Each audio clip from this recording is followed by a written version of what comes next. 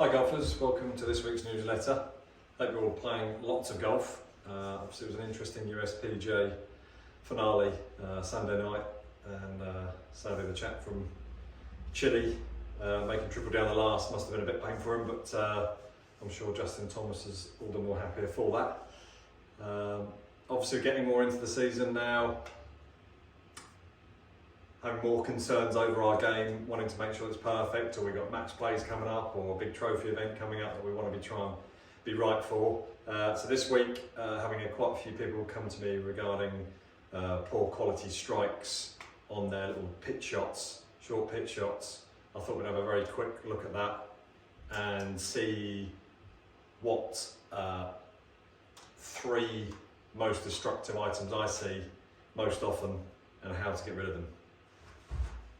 So the general complaint is the fact that people tend to just not strike it, fats and thins, and control of distance, which obviously is only going to become good once we're striking the ball consistently. So top three problems that I see most often: from a fairly good setup, good distance from the ball, I tend to see the club come too much inside. And then generally, because of that, on such a short swing, there's no time for manipulation of the club to try and get it back into a better position. So what tends to happen is the club is then grounding out before we get to the ball. We either hit the ground fat. After hitting a few fats, we'll tend to probably hit a few thin because we're scared of hitting it fat, and you bounce from one to the other. So the cure for that really is just trying to make sure that as you take the club back, when we're swinging back roughly to waist height, just try and keep that club head from going behind your hands or behind your hip. Okay, so just try and feel like the club not lifting or pushing away, but just try and keep that club head path or plane outside your hands. Don't let it go inside in any way, shape or form. Okay, keep it outside, not inside. Keep it outside, you'll keep the strike.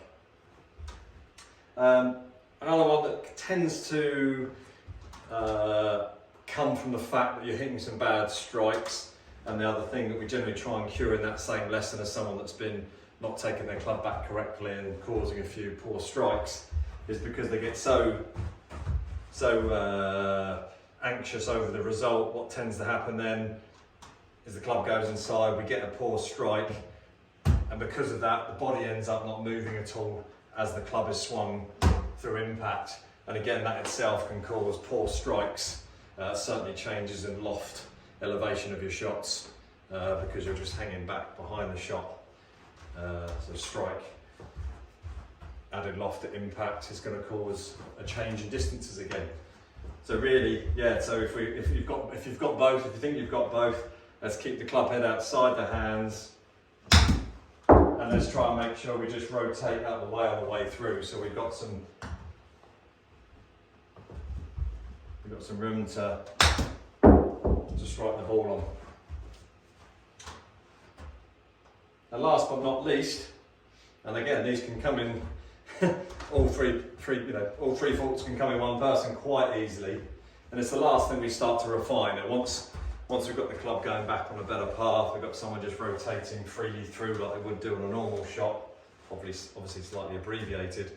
So we're starting to get a strike, we're starting to get correct elevation of the shot each time. We start to worry about how far we're hitting it then. And we generally see people of two sides. Either take big old long backswing for a 30 or 40 yard pitch shot, and we see a good old classic deceleration, again causing a poor strike even if the rest of what we've spoken about is good. Or we get the other person that's very short on the backswing and trying to find some speed on the through swing. Golden rule: however far you go back, let's make sure we turn through at least that amount all the way through. That just keeps us having a nice smooth, soft acceleration through impact and not decelerating. Okay, so 1, get the plane, don't go underneath it. 2, let's turn that away. If you're a person that's body's stopping and you're just throwing your hands at the shot.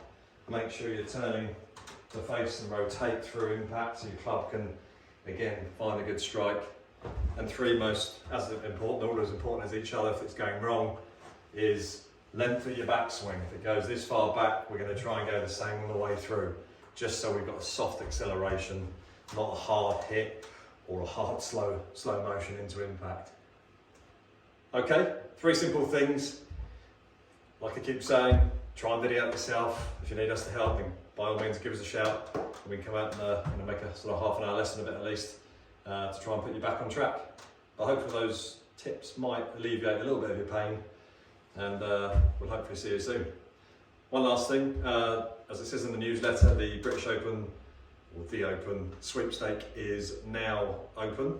So come and buy your players, and we'll have it all ready set up for some big prizes come the Open time again. Enjoy your day, and we'll see you soon.